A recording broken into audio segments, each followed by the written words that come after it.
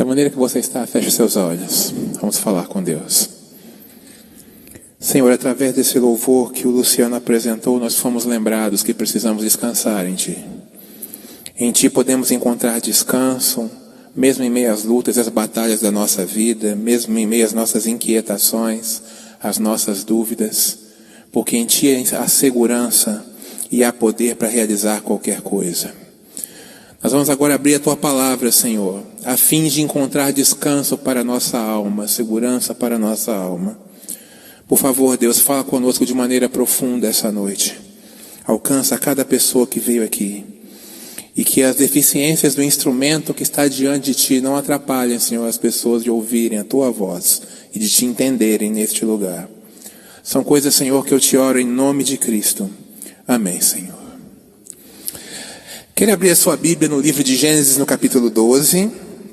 É um texto bastante conhecido daqueles que já são batizados na igreja, mas eu quero olhar para essa história desse personagem com um novo olhar. Gênesis capítulo 12, a partir do verso 1. Gênesis capítulo 12, a partir do verso 1. Enquanto você procura, eu percebo que diante de mim estão vários pais e mães, né? Eu não estou entre vocês, eu não sou pai, né? Deus por algum motivo não me permitiu, mas eu estou falando para muitos pais aqui, muitas mamães. A paternidade era muito significativa para as famílias do Antigo Oriente Médio. Era muito importante para os homens e mulheres terem filhos. Talvez mais importante do que é hoje para nós. Ter pai naquele tempo era algo de extrema importância, porque o homem meio que se eternizava através da sua descendência, era lembrado através da sua descendência. A mulher realizava o seu propósito de vida sendo mãe. Então a paternidade, ela tinha uma importância, uma relevância que talvez seja até difícil para nós imaginarmos em nosso tempo. Hoje nós não damos tanto valor aos filhos aqui na nossa cultura ocidental quanto os orientais davam na antiguidade. E aí nós leremos o texto de Gênesis 12, 1 a 4, onde nós vamos ver o seguinte: Ora, disse o Senhor a Abrão: sai da tua terra, da tua parentela e da casa do teu pai, e vai para a terra que eu te mostrarei. De ti farei uma grande nação. Uma grande nação significa uma grande descendência, significa filhos. Palavra mágica para alguém que queria ser pai, porque Abraão era um homem do seu tempo. Todos os homens queriam ser pais e Abraão não era diferente, ele também sonhava em ser pai. E Deus dá para ele a palavrinha mágica: você vai ter uma grande descendência, de ti sairá uma grande nação. Eu te abençoarei, engrandecerei o teu nome, sê tu uma bênção. Abençoarei os que te abençoarem, e amaldiçoarei os que te amaldiçoarem. Em ti serão benditas todas as famílias da terra. Partiu, pois, Abrão, como lhe ordenara o Senhor, e Ló, seu sobrinho, foi com ele. Tinha Abrão 75 anos quando saiu de Harã. Guarde esse número, ele vai ser importante no decorrer da mensagem. O chamado de Deus vai em contra um desejo de Abraão, certo? Abraão queria ser pai. Deus oferece para ele descendência. Você já pediu alguma bênção a Deus pela qual você ficou ansioso para receber? Senhor, eu queria receber tal coisa. E aí você ficou igual criança, né? Nossa, mas que dia que Deus vai dar? Será que é hoje? Será que é amanhã? Você já pediu algo a Deus assim, com essa ansiedade, com essa vontade de receber? Ou será que só eu fiz isso, né? Abraão estava doido para ser pai, e Deus aparece para ele e promete um filho. Não somente um, né? Uma grande nação descenderia dele. Claro, eu imagino Abraão com um sorriso de orelha a orelha, né? Você que é papai deve entender um pouco do sorriso de Abraão, eu creio. Você que já trouxe seus filhinhos ao mundo, né? Qual foi a emoção que você sentiu quando sua esposa chegou e disse: estou grávida? Né? Você lembra disso? Né? Alguns lembram mais um pouco, outros lembram menos, que os filhos têm tempo que nasceram, né? Mas qual foi a emoção que você sentiu quando sua esposa chegou? Amor, estou grávida, né? Você vai ser pai, né? Tem gente que chora, tem gente que fala: não acredito, nossa, que incrível e tal. Todas as reações imagináveis aí. Eu não sei o que Abraão, né, poderia ter pensado quando Deus falou para ele: olha, você vai ser pai, você vai ter uma grande descendência. Mas com certeza ele ficou feliz. Só que o tempo foi passando, e lá no capítulo 15, Deus teve uma nova conversa com Abraão. E nessa nova conversa, Abraão ainda não era pai. Gênesis capítulo 15, verso 1. Olha que conversa interessante. Gênesis 15, verso 1. Depois desses acontecimentos, veio a palavra do Senhor a Abrão numa visão e disse: Não temas, Abrão, eu sou o teu escudo, e o teu galardão será sobremodo grande. Interessante essa conversa, primeiramente porque Abraão estava esperando o que mesmo? Um filho, né? Ou vários, né? Mas pelo menos um, né? Deus prometeu para ele: você vai descender uma grande nação, você vai originar uma grande nação, né? Vai ter uma grande descendência, e passa o tempo e nada. Passa um ano, passam 2, passam 3, nada. Sara não fica grávida. Inclusive ela tinha dificuldades sérias com isso, ela não podia conceber, a não ser pelo milagre de Deus, mas biologicamente, normalmente, Sara não poderia conceber. Abraão até fala num certo texto que havia cessado o costume das mulheres, enfim. Era um milagre para Sara conceber, não tinha como, pela ginecologia daquele tempo. E passa o tempo, Abraão não se torna pai e Deus aparece para ele. E Deus, quando aparece para Abraão, não fala do filho, você percebe? Percebe a abordagem de Deus aqui? Abraão, não se preocupe, não tenha medo, porque eu sou o teu escudo, e o teu galardão será muito grande. Cadê filho na conversa? Deus não falou nada do filho. Aqui tem uma lição para a gente. Deus declara que ele era a bênção que Abraão iria receber. Abraão estava esperando uma bênção, filhos. Deus aparece para ele e fala: Abraão, eu sou a bênção, eu sou o galardão, eu sou o escudo, eu sou o foco. Porque Abraão, desde que Deus o chamou, o que ele tinha na cabeça? Filhos, filhos, filhos, filhos, filhos, filhos. Então Deus aparece para Abraão e fala: Abraão, para de olhar para filho, olha para mim. Eu sou o teu escudo, eu sou o teu galardão, eu é que sou importante. Sabe o que Abraão responde para Deus? Versos 2 e 3. Senhor Deus, que me haverás de dar se continuo sem filhos? E o herdeiro da minha casa é o Damasceno Eliezer? Disse mais Abraão: a mim não concedeste descendência, e um servo nascido na minha casa será o meu herdeiro. Ou seja, Deus aparece para Abraão e chama a atenção dele: Abraão, foca em mim, porque eu sou o mais importante na sua vida. É de mim que você precisa. Filhos são coisas secundárias, o importante é você ter a mim como seu Deus. O que Abraão responde? Senhor, eu quero filhos. A mesma expectativa de antes. Ele questiona a promessa de Deus, inclusive: Senhor, e aí? Já passou um tempo, você disse que ia ter uma grande nação como descendência, e não aconteceu nada. O meu mordomo Eliezer é que vai ser meu filho, então? Né? Abraão questiona a Deus. Você já questionou a Deus quando aquilo que você pediu a ele não veio? Ou será que só Abraão e eu fizemos isso? Você também já fez? Senhor, mas está demorando a bênção. Poxa, eu te pedi tal coisa e não vem. Você não concede, por que não? E nós, seres humanos, adoramos perguntar por quê, né? Não é verdade? Por que isso, Senhor? Por que aquilo, Senhor? Por que ele? Por que não eu? Etc, etc, etc. Vivemos perguntando por quê. Abraão não era diferente de mim e de você. E olha que Deus se apresenta e dá uma verdadeira lição teológica para Abraão. O foco sou eu. Foque em mim, né? Se preocupe comigo, eu sou o teu Deus, eu sou o teu escudo. Abraão simplesmente ignorou as palavras de Deus. Senhor, eu quero filhos. Cadê? Você prometeu? Eu quero. Né? Criança não faz isso às vezes, né? Eu quero, e bate o pé, né? Abraão fez uma espécie de pirraça aqui, se eu posso usar essa expressão, né? Senhor, eu quero filhos. E aí? Não vai acontecer não? Você prometeu. Como é que fica? Vamos para o capítulo 16. Mais tempo passou. Nessa conversa com Abraão no capítulo 15, Deus reiterou a aliança com Abraão, novamente garantiu que ele seria pai, né? Mas o filho não veio. E aí no capítulo 16, verso 16, capítulo 16, verso 16, nós vamos ver aqui a conclusão de uma providência que Abraão e Sara tomaram por si sós. E se você já é membro antigo da igreja, já é batizado, já leu o texto, você sabe do que eu estou falando, né?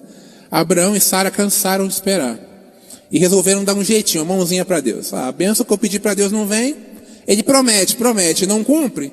Então vamos dar um jeito? Vamos. Tem aqui minha serva, Agar, ela é jovem, ela pode engravidar, não tem dificuldade, então tem um filho com ela e está tudo resolvido. Vai ser o filho que você tanto quer. Abraão atendeu sua esposa. E no capítulo 16, verso 16, você lerá que era Abraão de 86 anos, quando Agar lhe deu luz a Ismael.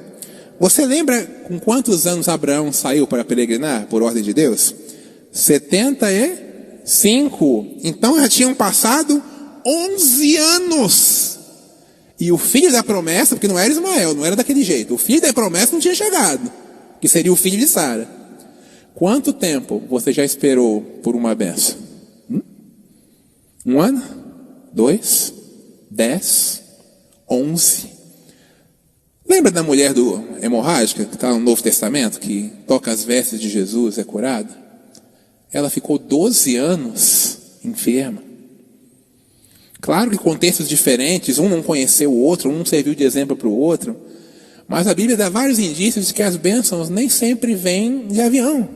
Às vezes vem de ônibus, às vezes vem, me perdoe a brincadeira, amarradas uma tartaruga. Cada uma tem seu tempo de chegar, porque Deus sabe o melhor tempo de nos conceder, ou não, aquilo que pedimos.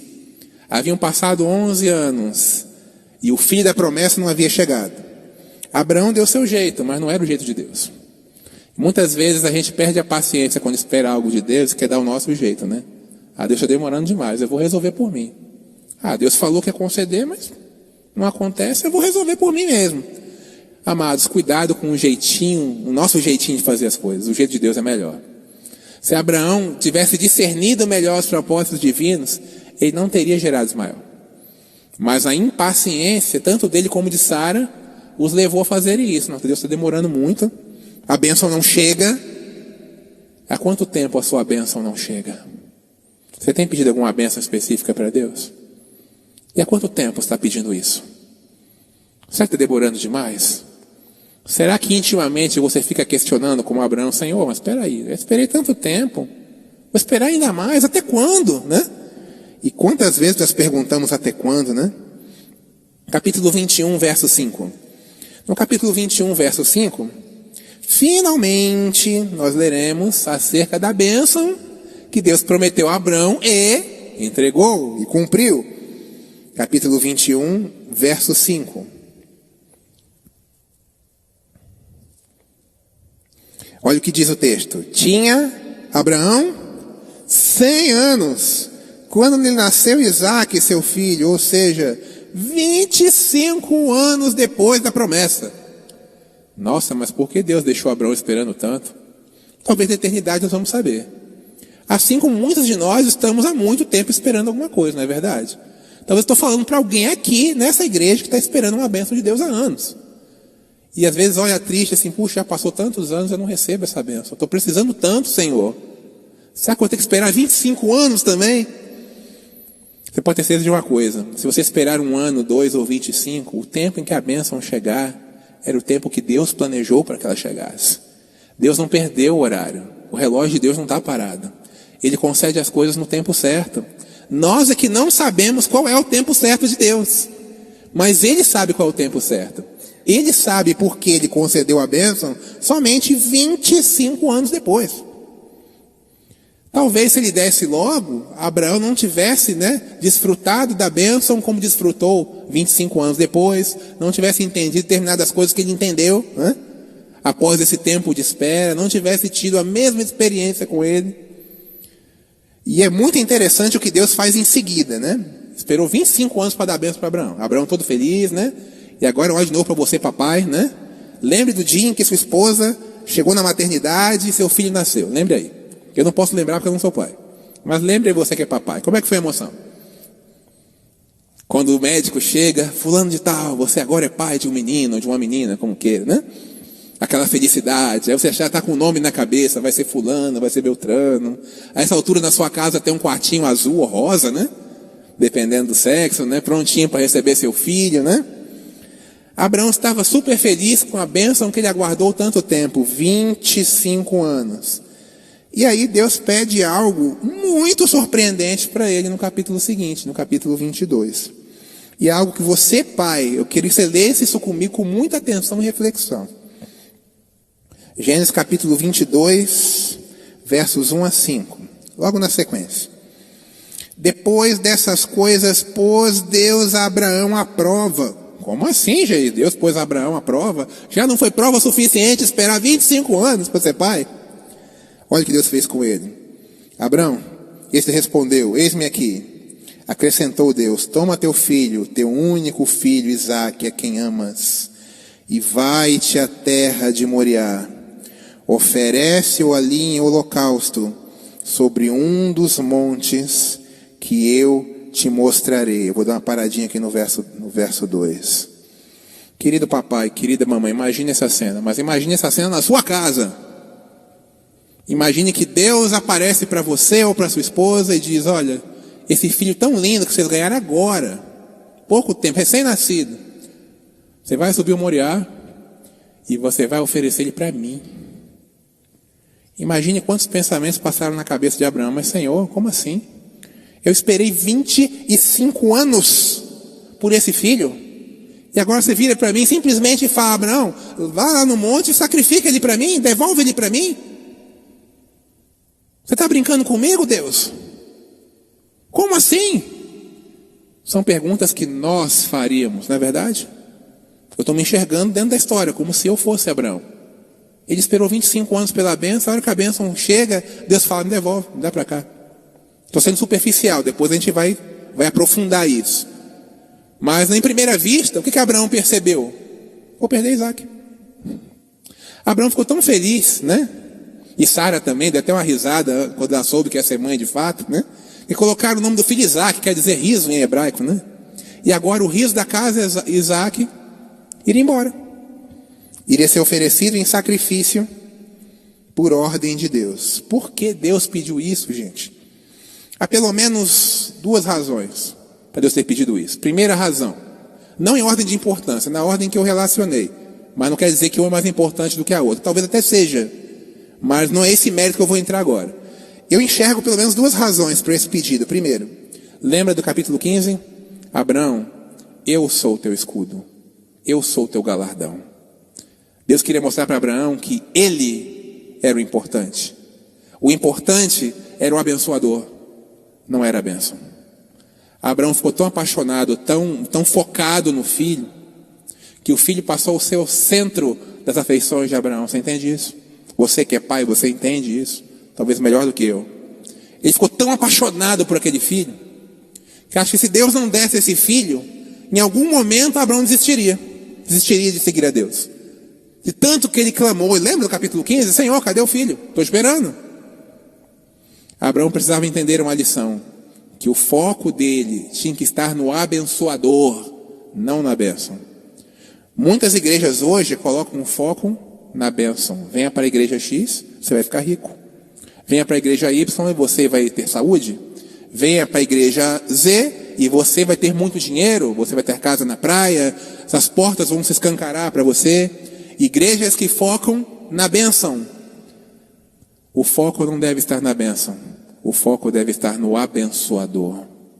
Deus ensinou isso para Abraão através do Moriá. Abraão, toma o teu filho, olha as palavras que Deus usa, bem escolhidas. Toma o teu filho, o filho que você ama, e oferece para mim. Abraão agora tinha que estabelecer na ordem de prioridades. Quem amava mais? Isaque ou o Senhor? Será que eu amo alguma coisa mais do que Deus? Eu não quero que você responda para mim, eu quero que você pense. Tem uma coisa na nossa vida que a gente ama mais do que Deus? Que faria a gente desistir de Deus, largar Deus? Se existe, isso é preocupante, que não deveria haver. No caso de Abraão, Isaque estava se tornando praticamente um ídolo para ele. A paixão de Abraão por Isaque era tão grande, mas tão grande, que Deus precisava ensinar para ele que o mais importante, embora seja importante amar os filhos, era importante para Abraão amar Isaque, lógico, mas acima do amor por Isaque, deveria estar o amor de Abraão por Deus, porque o abençoador é maior do que a bênção. E uma segunda razão para Deus ter pedido isso, é a razão que a escritora Ellen White comenta. Nós a consideramos profetisa na igreja adventista, mas para a maioria do mundo cristão, ela é uma escritora cristã, né? Mas seja como você a enxergar, o fato é que ela explica que Deus queria mostrar para Abraão verdade sobre o plano da salvação. Lá no Moriá, Abraão entendeu o que aconteceria muitos anos depois na cruz do Calvário. A dor de um Deus que entregaria o seu filho para a salvação de toda a humanidade. Um filho também amado, né? Um filho que inclusive era muito mais exaltado e importante que Isaac.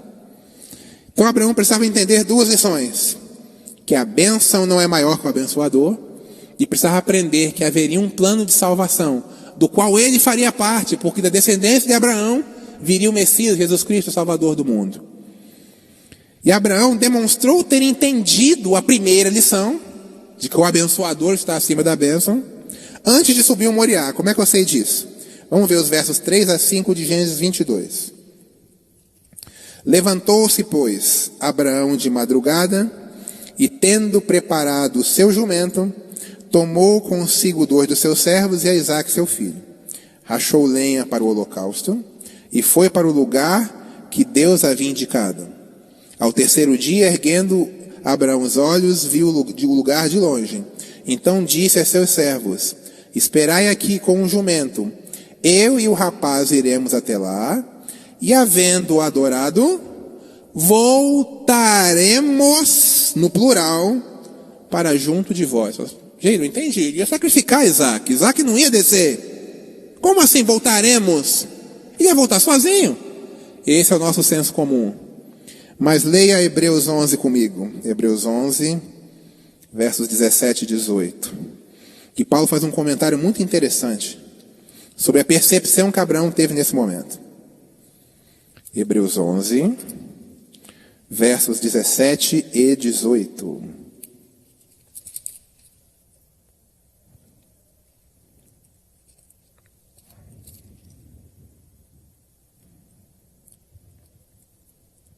Hebreus 11, versos 17 e 18. Amém? Pela fé, Abraão, quando posto à prova, lembra da linguagem de Gênesis 22? Depois Deus Abraão à prova, Paulo usa a mesma frase. Ofereceu Isaque. Estava mesmo para sacrificar o seu unigênito, aquele que acolheu alegremente as promessas, a quem se tinha dito: em Isaque será chamada a tua descendência. Porque considerou que Deus era poderoso até para ressuscitá-lo dentre os mortos, de onde também figuradamente o recobrou. Em outras palavras, quando Abraão decide levar Isaac para o Moriá, para o sacrifício, ele já tinha entendido quais eram as prioridades, que Deus era maior do que a bênção, que Deus era maior do que Isaac. Então ele descansou no Senhor: eu vou oferecer meu filho como Deus pediu, porque Ele é soberano e todo-poderoso. Ele pode ressuscitar Isaac, Ele pode me dar um outro filho, agora, enfim. Abraão havia entendido que o mais importante da vida não era a bênção, era o abençoador. O foco de Abraão durante anos foi a bênção: quero filho, quero filho, quero filho, quero filho. Agora ele entendeu: não é do filho que eu preciso mais. Eu quero ser pai sim, mas o mais importante da minha vida não é ser pai, é servir a Deus. Por isso que Deus tentou ensinar para ele no capítulo 15, na época ele não entendeu. Abraão, olha para mim, eu sou teu escudo, eu sou teu galardão. É em mim que você deve focar, os seus olhos devem estar em mim, não na bênção, não no teu filho. E quantas vezes nós somos cristãos parecidos com Abraão, né? Focamos só na bênção. Eu quero isso, eu quero aquilo, e quando Deus não dá, eu vou embora dessa igreja adventista. Não tem poder, eu vou aqui, não sou curado, não arrumo emprego, né? Não prospero, não consigo o que eu quero, então vou embora dessa igreja. Amados, aqui não é o lugar de buscar a bênção, aqui é o lugar de conhecer o abençoador. Primeiro vem o abençoador, depois as bênçãos. E as bênçãos são concedidas pela sabedoria divina, a quem Ele quer e quando Ele quer. Ele sabe a melhor maneira de abençoar, nós não sabemos. Muitas vezes aquilo que nós pedimos achando que é bênção, na nossa vida não vai ser. E Abraão, depois de um longo tempo, conseguiu aprender a lição de que primeiro vem Deus, depois a bênção. Primeiro a fonte da bênção, depois a bênção que veio da fonte. E eu te pergunto, será que nós também não precisamos aprender as lições que Abraão aprendeu no Moriá? Precisamos ter uma percepção mais clara do plano da salvação, com certeza. Embora saibamos intelectualmente que Cristo veio, morreu, mas muitas vezes as verdades do plano da salvação não nos comovem, não nos tocam, não nos impressionam mais. Se tornou uma história antiga que você cansa de ouvir e vai passando. Daqui a pouco tempo, né? Pouco mais de um mês, temos a Semana Santa. E todos os anos tem Semana Santa, já reparou? Mas será que a história do Calvário me comove ainda? Será que a história do Calvário mexe comigo ainda? Ou já acostumei com ela? É apenas uma história. Será que nós não precisamos aprender mais verdades do plano da salvação? Nos aprofundar nesse assunto? Ter a percepção melhor do que Jesus fez por nós? E a segunda lição que Abraão aprendeu no Moriá, será que não está na hora de colocar Deus no seu devido lugar? No lugar mais alto? Talvez a nossa vida tenha sido até agora, né? Não estou falando pelo menos por mim. Não posso falar acerca da vida dos irmãos. Mas quem sabe a minha vida pode ter sido até agora uma vida em que eu passei buscando bênçãos. Senhor, eu quero isso, Senhor, eu quero aquilo, Senhor, eu preciso daquilo. E as nossas orações refletem isso em casa, né? Senhor, me dá isso, me dá aquilo, me dá, eu preciso, eu quero, me dá, me dá, me dá. Por que ao invés de pedir tanto, nós não falamos com Deus, Senhor, me concede a tua presença, fica comigo, me guia, vem morar dentro de mim. A gente deveria pedir mais coisas espirituais e menos bênçãos cotidianas, materiais, né? Secundárias. Deveríamos pedir mais coisas relacionadas com a glória, com a eternidade, e menos coisas relacionadas com a terra. Abraão demorou, mas aprendeu a lição. E agora eu faço um apelo para você, meu amado irmão. Será que eu não preciso hoje aprender que Deus é maior do que a bênção? Eu quero aprender isso, eu quero que Deus me ensine isso. E você? Então fica de pé e ora comigo. Vamos pedir para que Deus coloque essa lição dentro da gente. Senhor, a Tua palavra nos mostrou claramente que é errado pôr a bênção acima do abençoador. Pôr a bênção acima do Senhor. Amar mais a bênção do que a Deus. E nos perdoa, Senhor, porque muitos de nós, inclusive eu, temos feito isso, talvez a vida inteira. Vivemos pedindo, Senhor, me dá isso, me dá aquilo, me concede isso, me concede aquilo. E muitas vezes não pedimos de Ti o Teu Espírito, a Tua presença, a Tua unção. Porque ficamos agarrados na bênção que a gente tanto sonha em receber. Como se a bênção fosse o centro da nossa vida. Obrigado, Senhor, porque aprendemos hoje que o centro da nossa vida está em Ti. Não está na bênção. Mesmo que Tu não nos concedeste nada, já seríamos felizes por termos a Ti como Senhor. E olha que recebemos todos os dias muitas bênçãos. E às vezes nos esquecemos de reconhecê-las como bênçãos. O fato de estarmos vivos hoje aqui é uma bênção. E muitas vezes nós nem lembramos disso. Continuamos focados em pedir mais bênção, Senhor, me dá, me dá, me dá. Muda o nosso olhar para Ti essa noite, Senhor. Nos ajuda a olhar para Ti não como uma fonte de bênçãos, mas como um Deus todo-poderoso, como um Deus amoroso, como um Deus eterno, como um Deus salvador, como um Deus que quer ter a gente em Sua companhia por toda a eternidade. Nos ajuda a enxergar mais da Tua pessoa e menos das nossas necessidades. Nos faz, Senhor, deixar de ser cristãos egoístas e interesseiros e ser cristãos mais espirituais. Pessoas que olhem mais para Ti e menos para si mesmos. Obrigado, Senhor, por falares conosco através da Tua palavra.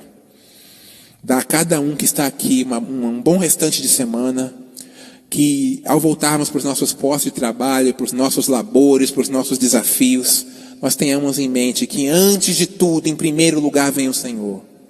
E que todas as demais coisas Tu has de conceder conforme a Tua vontade. Muito obrigado, Senhor, por seres o nosso Deus. E nós podemos nos apoderar das palavras que disseste a Abraão, que Tu és o nosso escudo, o nosso galardão. Obrigado, Senhor. Nós não somos dignos disso, mas aceitamos isso pela fé. Fica conosco, Senhor, não somente nessa semana, mas em todas e por toda a eternidade. Te oramos em nome de Cristo. Amém, Senhor.